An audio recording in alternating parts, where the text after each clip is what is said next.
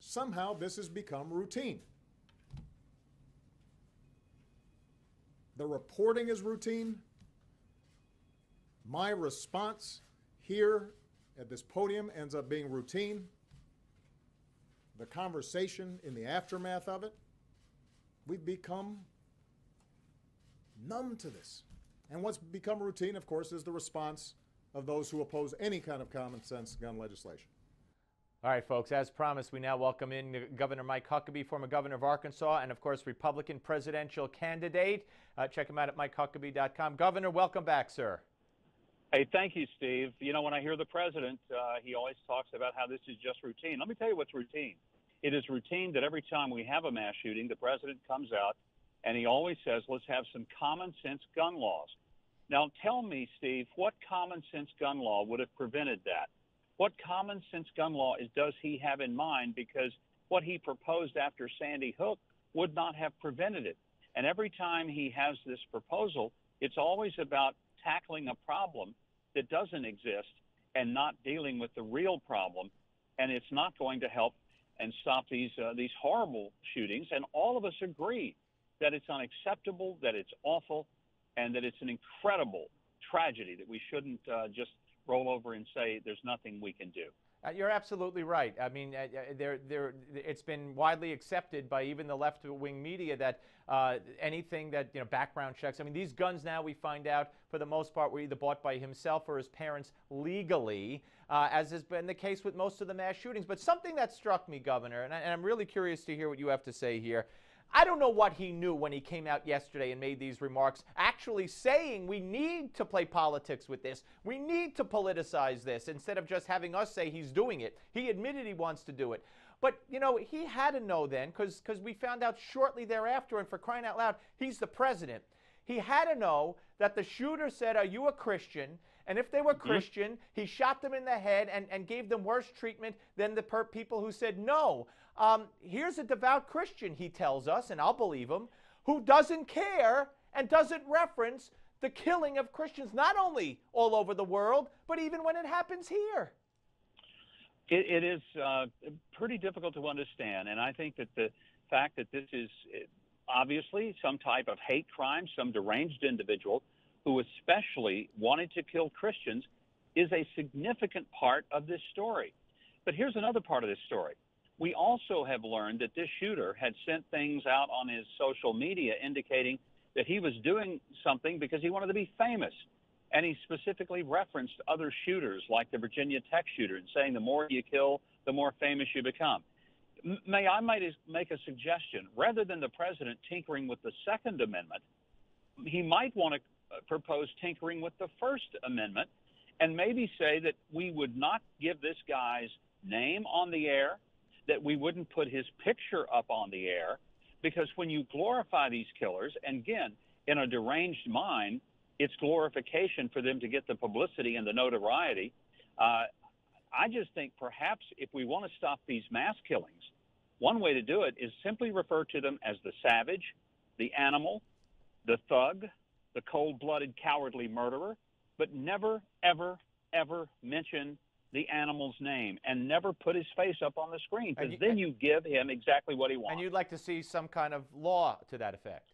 No, actually, I wouldn't. Okay. When I say that, I'm saying that rhetorically because the president always wants to pass a law. Right. Here's what I want. Right. I want the media to recognize that rather than them flapping their lips about how we need to restrict legal gun ownership from people who have never murdered anybody, let them take some responsibility for their role in all of this. Yep. And I'm not saying they did it, but here's what I'm saying. When you have people who do this kind of thing because they want to be famous, and they get famous by getting their faces and names on TV, maybe it would be wise to do what the police official who gave the press conference last night suggested. Yeah, he will not give the name. Quit glorifying these guys. Absolutely. Well, I want to go back. That's a great idea, and some news outlets have done that. I want to go back to just what if the shooter had said, "Are you a Muslim?" and shot those in the head who were Muslim? Do you think the president would have mentioned that yesterday? Of course he would have. I mean, the president always wants to be defensive and tell us that There's no such thing as Islamic terrorism. These aren't religious people, even though we all know they are. But when it seems that the target is a Christian, he conveniently just ignores it, denies it, or just moves on to something else. I do think it is incredibly significant that there was a religious intent and motive in this shooter's attitude. I couldn't agree And more. by the way, one quick thing, Steve. Yeah. When the president says we need fewer guns, I just want to remind people, and I said this to the CNN anchors when I talked to them earlier, and they said maybe we need fewer guns. I said, well, let me ask you, what stopped the shooter from shooting anybody else? A guy with a gun. Long pause. Yep. The guy with the gun stopped him. That's who. Yeah, absolutely right. And gun-free zones is a whole other issue. Before I let you go, where are you today? Well, today I'm in Florida. I was in Alabama yesterday. Right. And out on the trail, we're raising money and keeping it going. Well, I want to Living ask the dream. I live in the dream, and it's MikeHuckabee.com. But I just want to ask you two things here. One, Donald Trump has said today on CNBC that if his poll numbers fall, he'll drop out of the race. How do you interpret that, and what do you make of that? Well, everybody's poll numbers go up and down at this point. It doesn't mean a lot. I think that's one of the reasons that I think basing who gets to participate in debates on polls at this point, I think is a great disservice to the Republican voters whose primary this is. This is not supposed to be about giving the networks a TV show they can make a lot of money off of. I agree, but they just want to be for time constraint. He said if he falls behind, if he falls behind in the polls, he'll drop out. Is he giving himself an out, do you think? Well, he could be. You know, there have been some people speculate that he would walk it up to the point of voting and maybe not pull the trigger. I don't know. I mean, he's a candidate. I respect him. He's added a lot to the debate, and I'm glad he's in it. I mean, I would love it if he dropped out and I got all his voters. That would be terrific. One other question. The Vatican today, to me, quite shockingly, maybe I'm naive and shouldn't be shocked anymore, it says that there's a sense of regret that the Pope ever met with Kim Davis. Yeah, that's very interesting because that seems to be coming out of left field. Here's why. I talked to Matt Staver, Kim Davis's attorney. He confirmed with me just this morning the Vatican invited her. Yeah, flew Kim her there. Davis. Yeah. And it was a private meeting. It wasn't that she was in a long line of people who just went by and shook hands. It was a private meeting with no one but she, her husband, and the Pope, and one of his personnel. In addition to that, they sent a car to come pick her up and take her over to the Vatican embassy.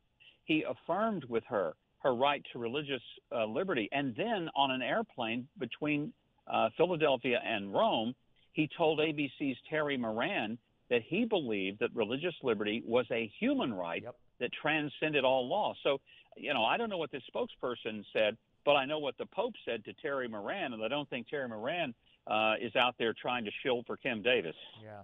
All right. Listen, Governor, great to talk to you, sir. Thank you very much. Great to talk to you, Steve. Take care. Governor Mike Huckabee. The Malzberg panel is next, folks. Don't go away.